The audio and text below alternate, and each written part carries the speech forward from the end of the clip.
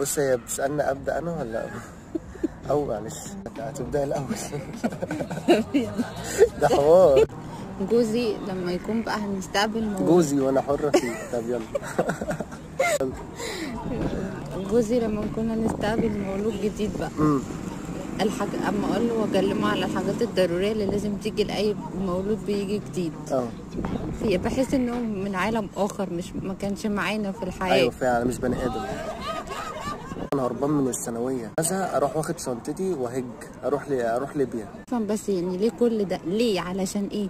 طفل جديد لازم اكيد يعني بنجيب له لبس، بنجيب له فرشه، بنجيب له شامبو DVD. وايه يعني لما نجيب له DVD؟ يعني انا عايزه افهم، يعني مش هو طفل برضو انسان؟ ده مش انسان يعني برضو. ولا انت في الحضانه حلوه كده زي كده. يا ريت انا بحد فاهمه ان ده انسان برضو. ايوه انسان.